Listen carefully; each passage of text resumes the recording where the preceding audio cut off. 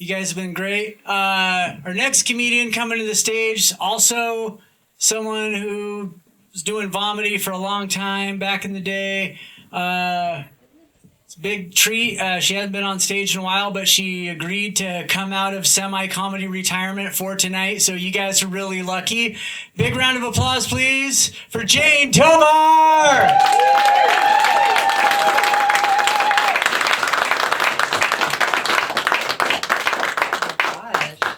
Hello. That's so exciting. Let me start by saying I don't want to be here. Sam reached out to me and was like, hey, there's a show. And so I was like, I guess I'll do it. So I want to talk a little bit about something I've been thinking about, which is being predictable.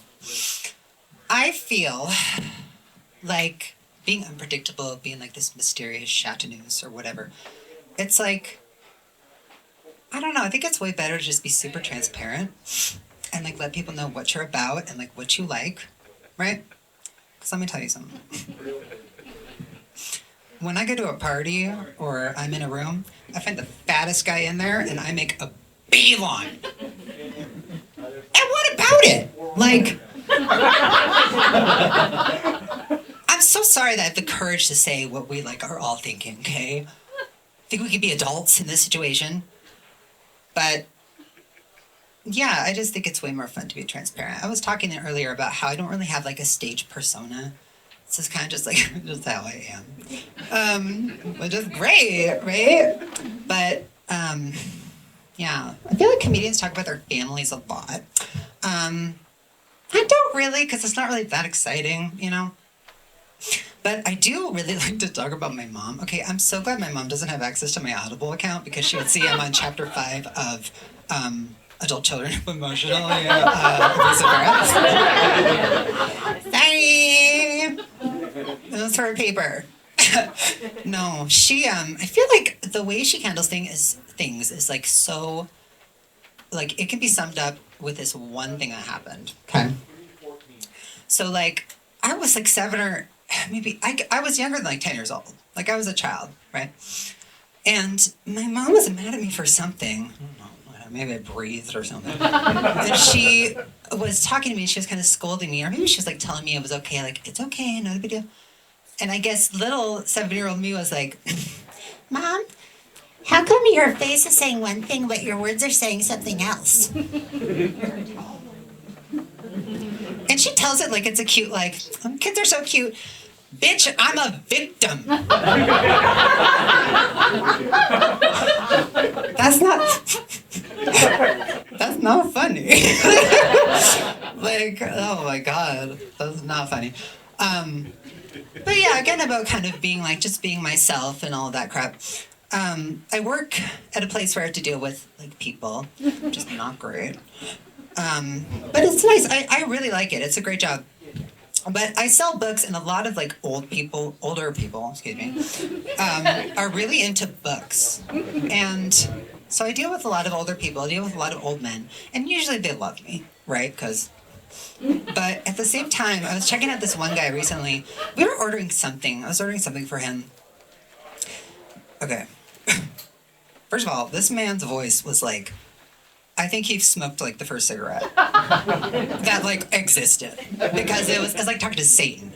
It was just so deep. Like even when I do my impression of him, like it's not anywhere close to what it actually was. Okay.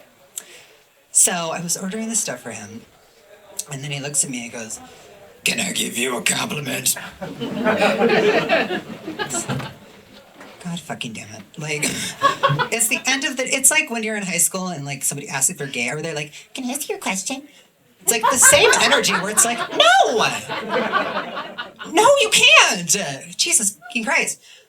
But I was at work and I was so tired and I was just like, okay, like, sure.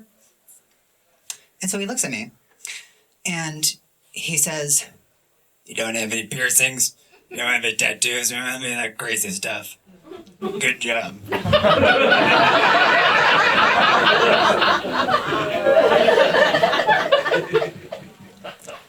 Okay. I don't know. In the moment, I was like, thanks. And so I was like, that's so weird.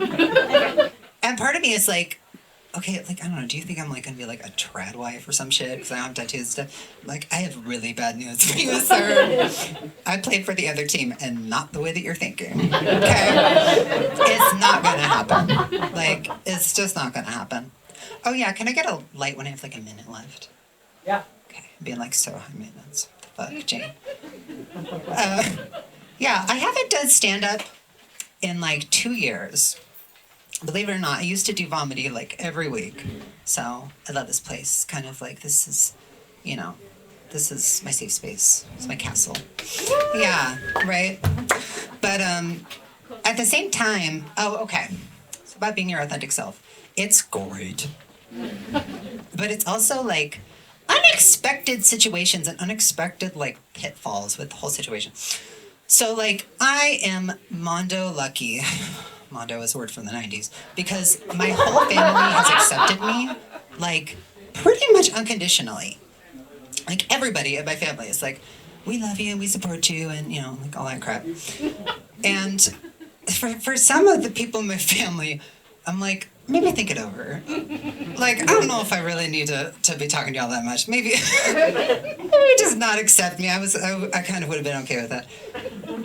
But, you know, at the same time, it's whatever. Let's see, fattest guy in the room.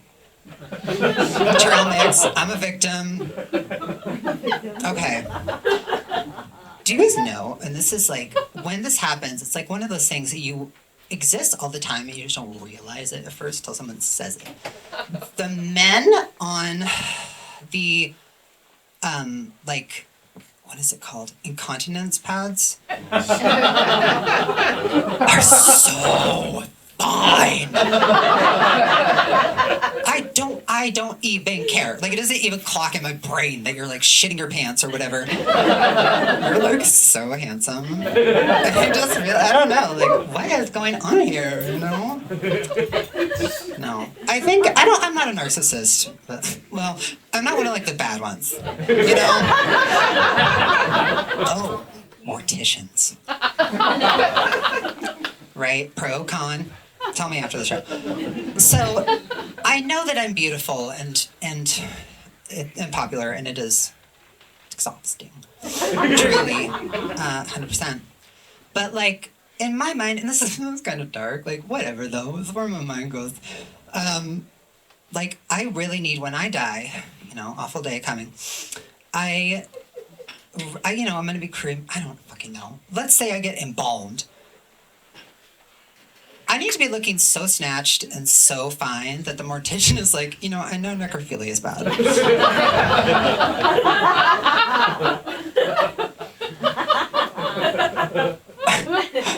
I know. But I'm saying, are we saying the same thing? Fucking hell. My friend was telling me about Tres Leches pancakes at IHOP, right? If you guys don't know what Tres Leches is, it's like the fattest thing ever. It's amazing. It's like 3 kinds of milk. It's just super delicious. And yeah. So I was like, that sounds so good, right? But at first I was like, you think I'm gonna like Tres Leches cake because I'm Latina? Wow, Jacob. I don't know you had. Also, don't tell like the government or everybody that I'm Latina. If they ask, I'm Latvian. My mom is probably fucking Latvian. She's like the end piece of a loaf of Wonder Bread. Where it's just, you know. Okay, I haven't seen The Light, but I really want to tell this last story because it's like one of my favorite. So, going back to men, I feel like, first of all, where are my straight guys at? Damn.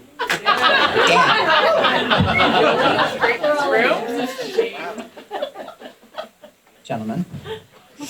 Sorry. Gentlemen. Welcome. Thrilled that you're here. You might resonate with this one. So, I really love dads, and I think that's like, actually I think that's an acceptable thing now.